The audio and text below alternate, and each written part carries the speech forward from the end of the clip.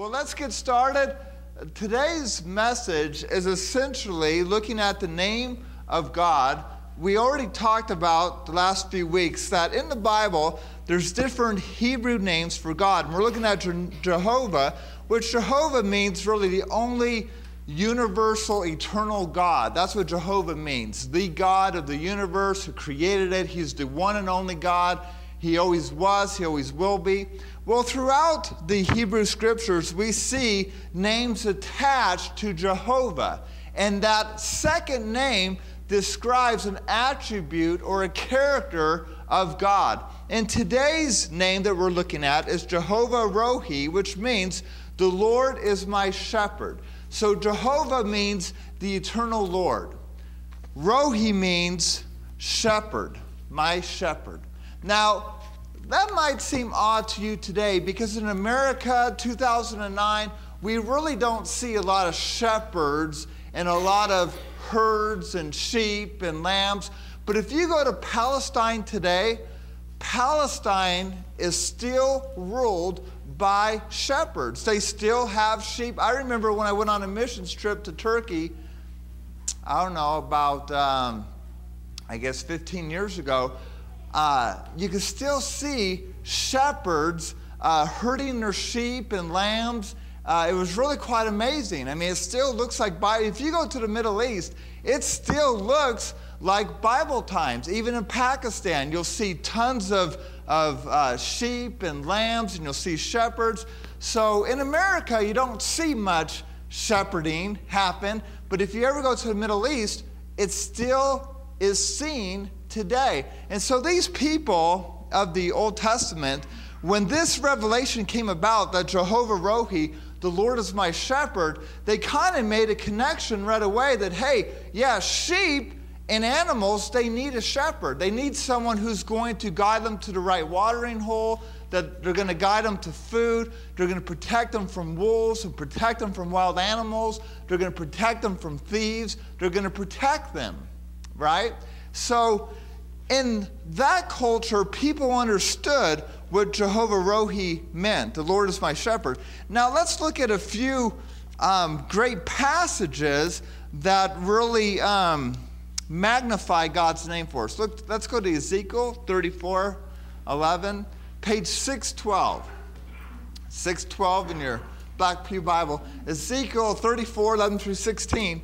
Verse 11 of Ezekiel 34 says, "For this is what the sovereign Lord says, I myself search for my sheep and look after them.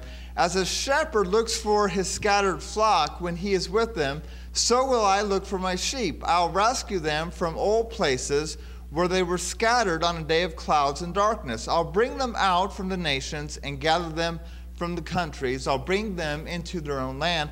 I'll pasture them on the mountains of Israel, in the ravines and in old settlements of the land. I will tend them in good pasture and the mountain heights of Israel for the grazing land.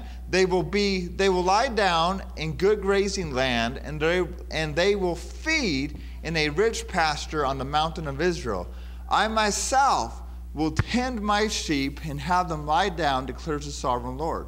I'll search for the lost and bring back the strays." So, and in many passages in the Old Testament, God refers to himself as a shepherd. Now, let me ask you this.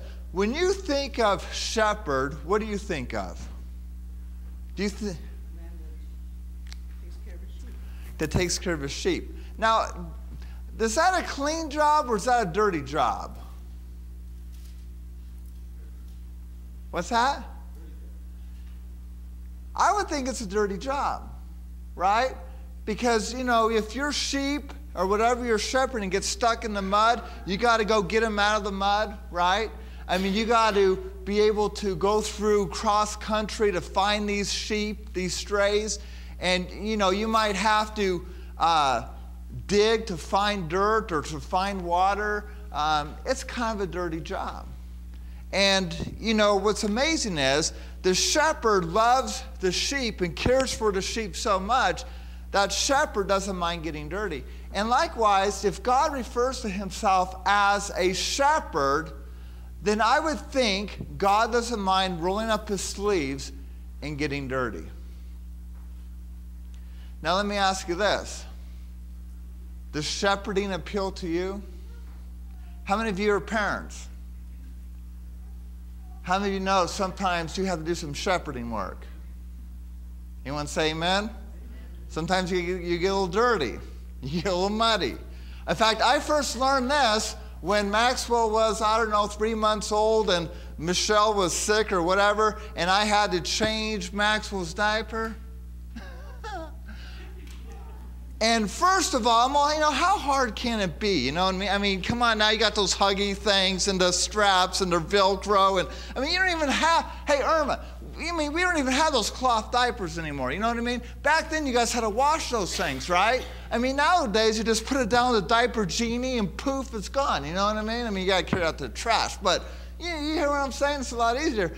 And so, but I remember I was changing Maxwell's diaper. He was really young. And man, that was the first time I ever smelled the raw sewage. You know what I mean? You know what I mean? From a little infant, because your stomach must do something to all the milk and whatever. But have you ever smelled that for the first time?